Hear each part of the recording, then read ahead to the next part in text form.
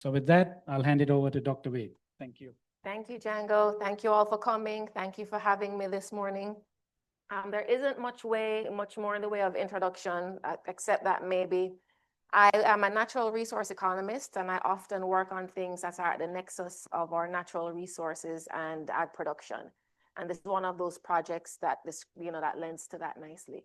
This is work that's being done by my student, Kelvin Ammon. He's a PhD student graduating this summer. So he's done all the work here. I am just presenting it. I may actually have to defer to him for some of the questions and get back to you. And his co-advisor is Dr. Gall. So this work came about because we were interested in pest management apps, but we couldn't find much information out there on them. Why would growers adopt them? What's being adopted? What are growers' willingness to pay? What their attributes are? And because of that, then we tried to come up with we came up with a survey that included a choice experiment to try and get to some of those.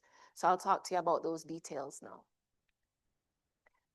So specialty crops, we all know what those are.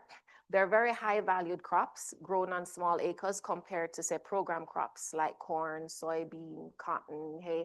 And because of that, because they're not grown on that many acres, and because of the wide variety of specialty crops that we have, we find that there isn't a whole lot of research out there on them, unfortunately. So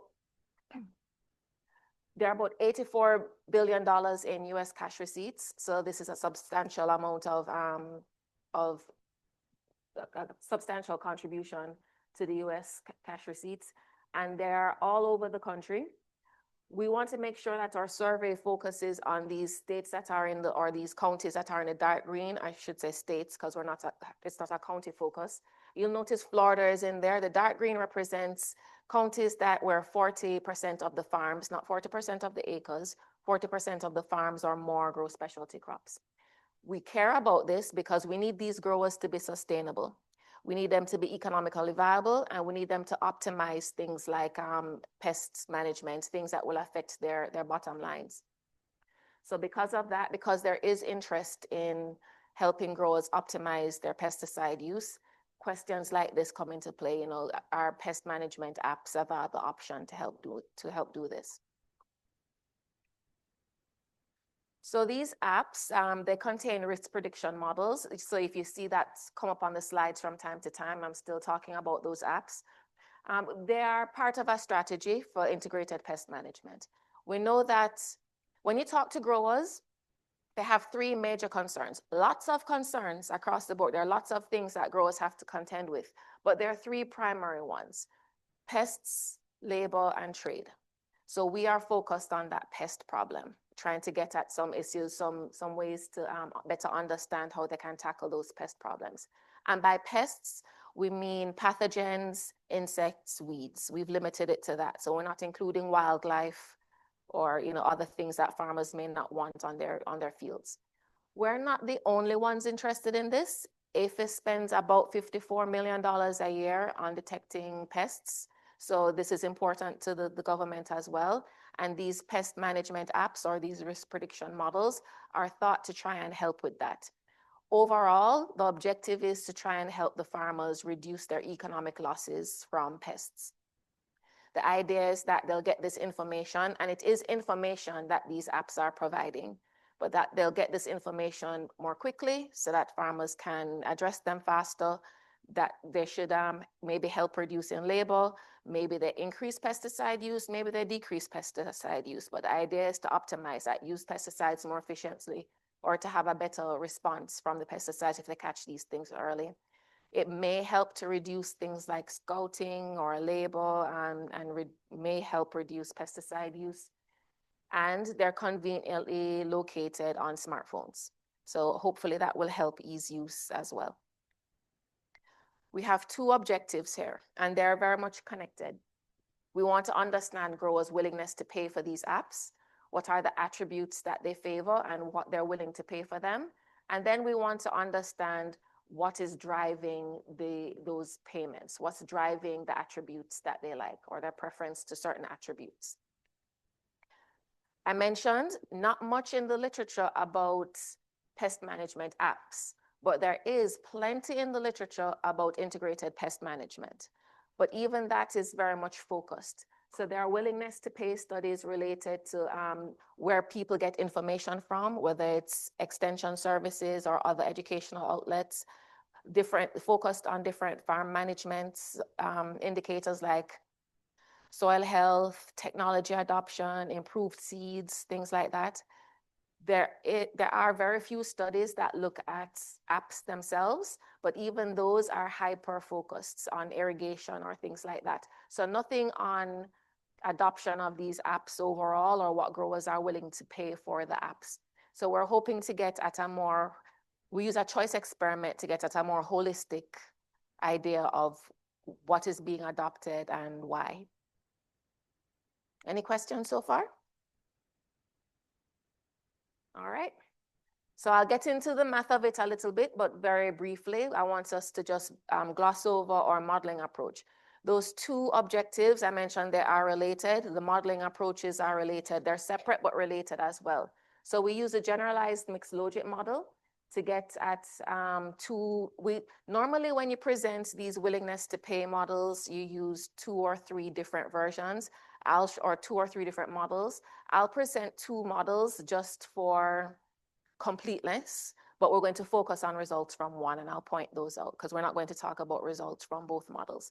So from the generalized mixed logit, we derived the mixed logit and the scaled multinomial logit models, and then we take those give us the results for our willingness to pay. Those give us the actual willingness to pay values. We'll then have a series of linear regressions, seemingly unrelated regressions. We'll do analysis on those, just linear regressions, and that will tell us what might be affecting the attribute choices. And here's what that looks like. Again, I'm going to gloss over this, but we're in a random utility framework, and this is our how we estimate our parameter. When L is not equal to 0, we're talking about the mixed logit. When L is equal to 0, we're talking about the multinomial scale logit. And the seemingly unrelated regressions is as simple as that, just a long list of linear regressions. So for the choice experiment really gets at the meat of our survey. It allows us to do the willingness to pay analysis. So we focus on specific attributes. The source of information, do you care where your information comes from? And those sources are government agencies, private research institutions like UFIFAS, and agricultural companies. And the base group here, the reference group, will be government agencies. If that's not clear later on, just keep asking me what the reference group is, what they're being compared to. Whether or not the app contains historical pest information on that farm. Accuracy, we look at 3 degrees of accuracy, 92%, 85%, and 77% accuracy, and price. And our prices are in line with what these apps typically cost. But we range from $16 to $42.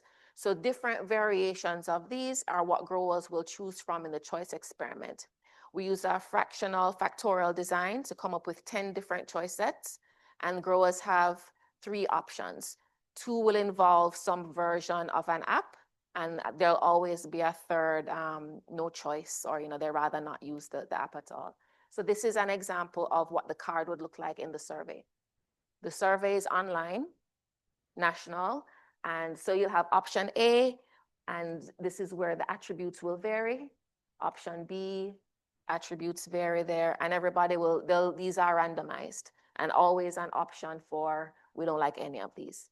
And this is how we capture that willingness to pay.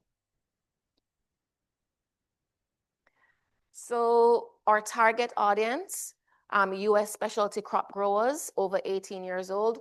We decided to exclude citrus. I'll take ownership of that if there's any criticism. I just thought there's too much going on with greening, and it might confound some of the things that we're doing or trying to get at. So we opted to leave citrus out of it. Everything is online. We used Qualtrics to get most of our results. And the others, we solicited help from extension agents, came here quite a bit and talked to corn growers, and got some responses that way. we considered anything over half an acre to be viable commercial specialty crop production. So none of the farms are less than half an acre. We got 341 surveys completed, but 253 of those were usable. And we include many of the states that are major specialty crop producing states. We think our map looks very similar to the one I showed before with the number of farms with specialty crops. These are all the crops that are captured in our survey. And I will note, I may mention it later on, we have a lot of apple producers. So a lot of Qualtrics did the survey and it was national. So we did not limit them. We didn't give criteria on like percentages for tree crops or percentages for pulses and things like that. So we ended up with quite a bit of apple growers, which is fine. We also have a large mix of other growers as well. But if we're going to be targeting some of these states on the West Coast and up north, you know, that's, if we're doing a national study, it's not surprising then that we'll have a coverage that looks more like the country as opposed to Florida. And this we won't spend much time on. This is just comparing our sample to the 22 Census of Agriculture for specialty crops. And we're pretty similar in just about all the categories. So we're confident that the sample is representative of the country. So these are some summary statistics, and this will play more of a role in that second objective, the things that will regress on the willingness to pay to understand what those attributes are. And from this, I'll just note pest management experience. We have about 70% of the growers in our sample have used a pest management app or are currently using a pest management app. So you keep that in mind when you consider willingness to pay. And this is one of the things that's hard to avoid in surveys. When you do a survey about pest management apps, then growers who like pest management apps take the survey, right, or have an interest in it. So just keep that in mind. We asked a lot of questions on the survey and everything couldn't be included. This, I'll point this out, it's in red. We did not include it in the analysis. It ended up in the slides, but it might still be interesting, but it's not going to come up later on. They're major concerns, and 52% have a concern with insect pests, just for your information, but it won't come up in our analysis. So this is where I mentioned we normally show multiple regressions. So these are the results from our mixed logit. I put everything in bold here. And this is from our scaled multinomial logit. We'll focus on the mixed logit results. So everything from now on is based on these mixed logit results. And what we see here, price is negative. That makes sense. It just means that growers are less willing to use the app if it's more expensive. And that makes sense to most of us, I think. And then you see there is other things are affecting adoption, like where they get their information from. Educational institutions are favored over government agencies. Private ag companies are favored over government agencies. That's how you interpret these results. Our reference group is government agencies. Very large and significant coefficient for having historical pests information on the farm, and very large coefficient for 92% accuracy relative to 77% accuracy, and decent again for 85% accuracy over 77% accuracy. So keep in mind, you're not comparing 92 to 85, you're comparing 92 to 77 and 85 to 77. That's how you'd interpret these. And likewise for the willingness to pay results moving forward. So this is a summary of the willingness to pay estimates. These are the average. So as you'd expect from the other results, overwhelmingly, historical pest information, growers are willing to pay almost an additional $23 per month if the app includes historical pest information. For 92% accuracy, they're willing to pay $19, an additional $19 per month versus 77% accuracy. Not much difference in 85 and the other groups in terms of 85% accuracy relative to 77 and the other groups. So they're willing to pay, what is it, $8 per month for 85. So really high value on historical pest information and accuracy. And you'll see this theme throughout as I show you some other results, some other ways that we divided the data, that historical information and highly accurate information are very, very important to growers. And again, not a whole lot of difference in willingness to pay for the other groups. They like them, but not nearly as much as having historical information and accurate information. So here are the seemingly unrelated regression results. So this is where we take the willingness to pay and we look at other farm and farmer characteristics that might be affecting why they prefer that attribute. The results here are mixed, but most are from the historical pest information. I'm sorry, the bold doesn't come out so clearly on the screen. So what I put in bold is anything that had a significance of 5% or less. 10% is can be kind of wonky, so I didn't highlight those. But we're seeing that what's driving the historical pest results is organic farmers. We do, I didn't highlight this in the summary slides, but we have a large share of organic growers in our survey. So they're divided into all organic, all conventional, and half organic and conventional. So the reference group here is half organic, half conventional. So relative to half organic and half conventional, we have a pretty large coefficient here that's driving the historical pests information. And again, and education, let me go back. Education is another one that's significant, but not as large, but significant. As far as what is, and this is years of farmer education. That should be a little bit more clearly written. Now, what might be driving the preference for educate where the information comes from? We don't see a whole lot of differences across there. What am I trying to do? Here we go.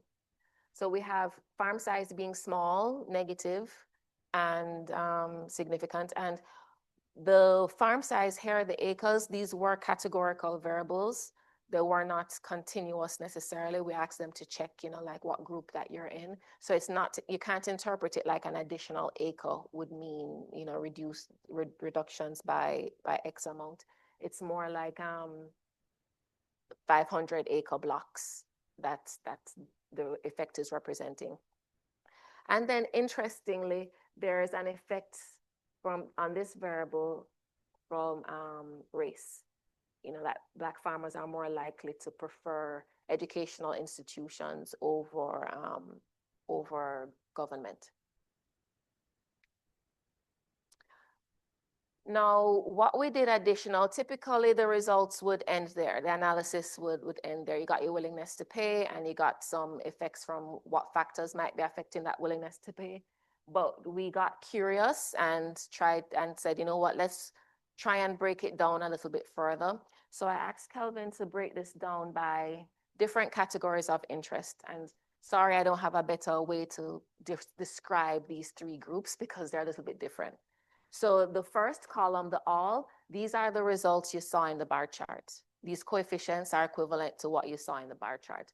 Then these are the coefficients. So the regression was rerun, the analysis was redone for the subsample of those who adopted. So for that 68% that adopted. And then for the organic farmers, which was about half of the sample. And we find that the organic farmers are very comparable as far as the size and significance of the coefficients to the rest of the population. And then for app adopters, they're a little bit larger. And that would make sense. It makes sense that those who are adopting the app are willing to pay more. They have experience, they like it, they're still using it. So that makes sense to me.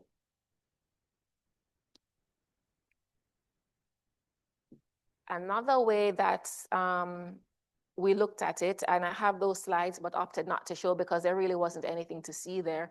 We chose states in this region, Virginia, Texas, some other states that we had represented in the southeastern region, to compare the willingness to pay estimates across those states. And there wasn't anything different there. And after looking at it, I thought, well, yeah, that makes sense. It's not where you grow, it's what you grow, right? So Kelvin broke this up into two major groups. There are other groups, but they start to get really small, and then the analysis you start to lose power in your analysis. So the two groups that he broke this up into are tree and fruit nuts and vegetable and pulses. And we do see some differences. We keep our theme, the bars in red, the historical pest information relative to not having that information in the app, highly significant and large, although much larger for fruit and tree nuts than for vegetable and pulses. And I don't grow stuff, I'm an economist, but this does make sense to me in that we have a whole lot of apple tree growers in our sample. Tree growers might have different perspectives than folks that grow things annually. And so having that historical pest information, they need year-round pest information on their farms, and that might factor in why they value it so much more than vegetable and pulses. And then for the 92% accuracy, again, it's larger for vegetables and pulses than it is for fruit and tree nuts. Similar thing, they need to act fast. They need it to be accurate now. So maybe, the tree growers have a longer time to fix things. They have time to adjust that vegetable growers don't have. You don't want to do a direct comparison across these groups. That's not how the analysis is done, but it's still nice to see them. But I'm not saying that one group is statistically different from another group. I'm just sharing what those coefficients look like.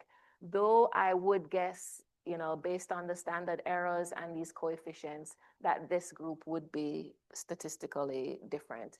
This one looks like it might not be, given what the standard errors look like. There may be overlap in the coefficients with those. What's in blue are the ones that are significant in one group, but not significant in another group. So where the information comes from seems to matter more to the fruits and tree nuts folks than it does to the vegetable and pulse groups. And the 85% accuracy relative to the 77% accuracy seems to matter more to vegetables and pulses than to the tree nuts groups. And you might be the group that can tell me why we're seeing some of what we're seeing. I'm really just taking a non-expert guess.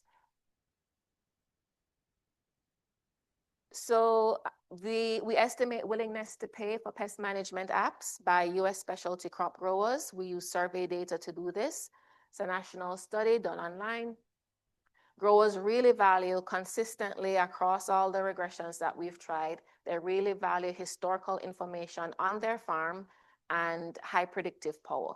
So they're willing to pay for this app if it is really accurate, if it's at least 92% accurate. They're willing to pay quite a bit more per month for the app. So for differences in where information comes from, educational institutions are favored well over government institutions. There is also a preference for agricultural companies over government institutions. And that really might not be, we have the word trust here. I would take that out. I think that's Kelvin's interpretation. I wouldn't say trust. It might just be that if it's coming from the government, I shouldn't have to pay for it. Right? It might just be that, why am I paying additional money for information coming from the government? Not that they don't trust information from the government or that it's not accurate information coming from the government. Growers don't seem to compromise on accuracy, predictive accuracy, and our willingness to pay estimates seem to be influenced by organic growers. The estimates also do vary by the type of crop that's grown. And so thank you very much for your attention. Here is Kelvin, and here are both of our contact information. If you have questions after this, please feel free to reach out. I should say that Kelvin is still writing, so we're very much open to suggestions at this point.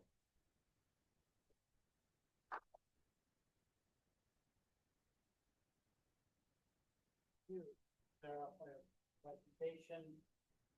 We look for some questions. We do have some time, so maybe we can have a couple of questions from the audience, then maybe check in online if folks on Zoom have any questions. So let's open it up here, folks. If you'll have any questions. Yes? Let's use the mic so folks on Zoom can hear the question. Thank you for your presentation. It was excellent. As someone who is not an economist, it was very well presented that I could understand it. Thank you so much. My question is, can farmers still participate in this survey? Can farmers still include their data, or is it shut? It's closed for the purpose of publishing this paper. You know, we have to stop at some point, but I'm welcome to any. I'm 70% extension and 30% research, so I welcome the feedback. This affects us directly, so especially if they're Florida farmers, I'll be very interested in hearing from them. But the survey is closed, but they can contact Kelvin or me if they want access. But at this point, I'd opt not to include it in the study. Okay. And my other question is there somewhere we could see these results, not just for publication, but in a database where I can see maybe split by state and crop and things like that? No, you'd have to request that from me directly. Kelvin doesn't have time right now to break it. So you'd have to request that from me. I'm open to sharing, but the survey is confidential. It is anonymous. Mm-hmm. So I have to be careful not to disclose anything that might allow you to identify a grower. And sometimes if the numbers are low in a state, it would prohibit that, but I couldn't give, for that reason, I can't just hand the data over to anybody. Thank you. But you're welcome to the information. At this point, we're still, it's a working paper, so there's always an opportunity for things to change with the analysis itself, but it would not vary a lot from this. I'm not calling this preliminary at this point. Mm-hmm. Any other questions? Yes. I'm curious.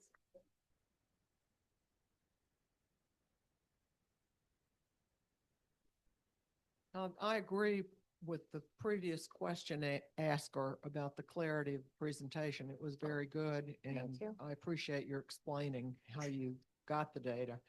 I am wondering if you had a list of apps that the growers might have used, if they provided you with which apps they used? No, we did. We gave examples of apps, and the best I have, because I'm not so familiar with them myself, we want to be careful. We're not trying to promote any particular app as an example, just so that people know what we're talking about. I put that on there, you know, but really we Googled the apps to get an idea of pricing and what was available. The pictures are what I'm referring to, is the best we'd have. So we did for the choice experiment so that the growers knew what we were talking about, share pictures of different apps we needed them to be very clear on what they're answering to and what, you know, preferences and things like that they were looking at. So we had a detailed explanation of what that scenario would be, but I don't have a list of apps. Thank you. Another question?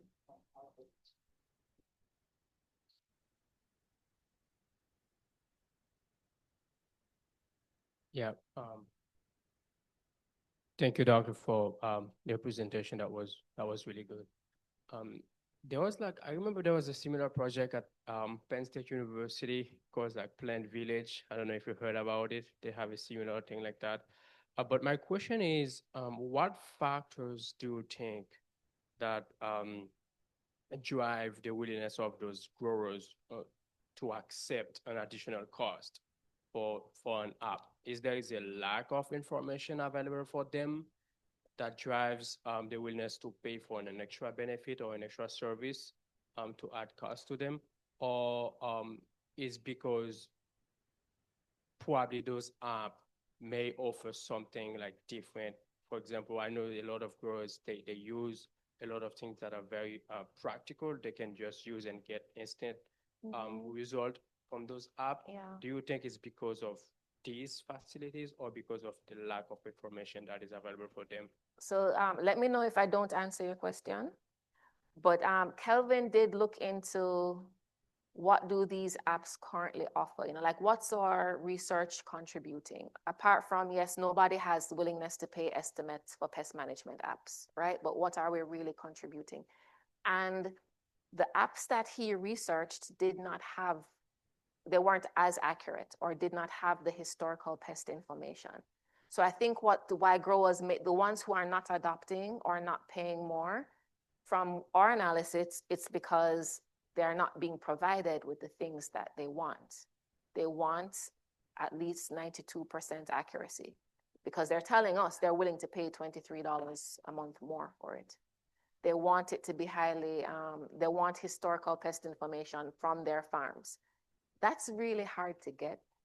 I don't know how, you know, an app developer would come up with that, but they're willing to pay more for those things.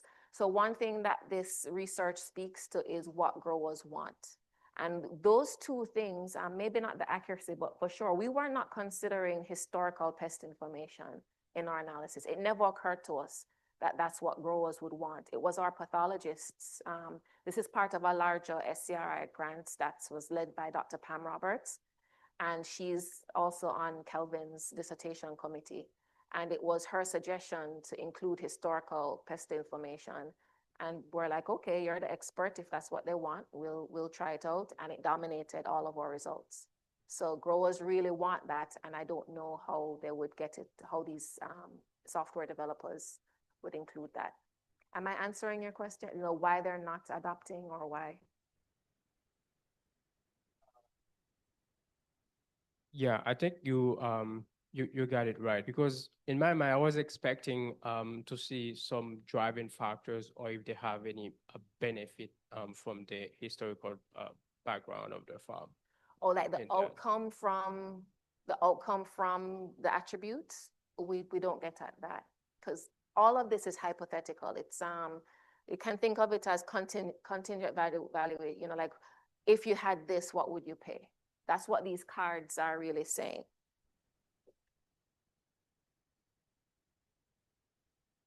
Yeah. Did I go too far? By the time I leave here, I'll figure out how to use this. All right, so this is what's an example of what they'd see. It's all hypothetical. You know, they get a scenario, whether or not they use it. That's why we're able to divide it into, you know, those who adopt and could show you the regression results for adopters. We didn't show results for non-adopters, but everyone gets an opportunity to choose their preferences. And we can look at the preferences from those who adopt versus those who don't adopt. So source of information, do you like government agencies or do you like private companies? Historical information included or historical information not included? Accuracy at 77% or accuracy at 85%. And the prices are randomized. The whole thing is randomized. And that's how we come up with that willingness to pay. Or if I take long, it's just like, I was like trying to compare, because you see like a very high population in organic growers that are willing to pay for those apps.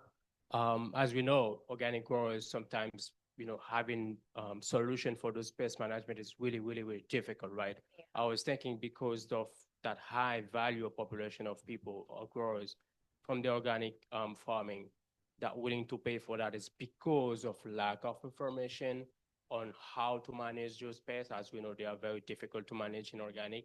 So this is why I was like asking what factors drive that willingness to pay for extra money just for any basic information.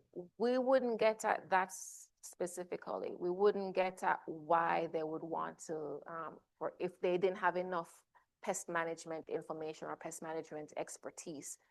The apps, I don't think, tells them that. They'll tell them things like pest pressure, what pests are there, but the app, I can't imagine, would tell them what to do about it once they see the pest.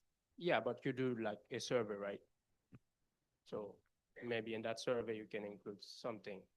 I do not have the expertise. I don't grow things and I don't kill things.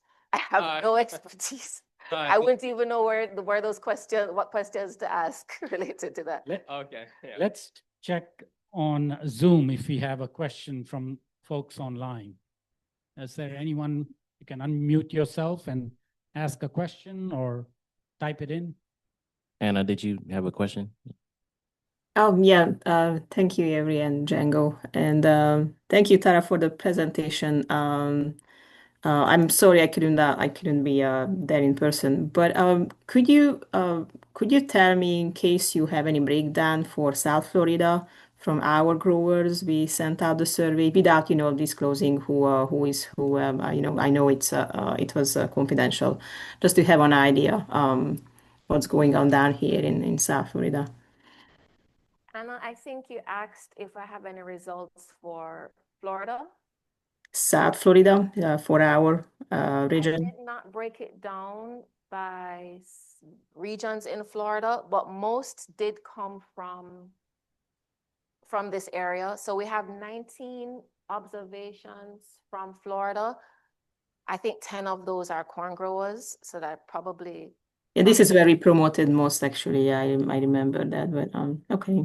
Yeah, so I'd say about 10 of them are sweet corn growers. So I'd imagine those 10 really came from, your help.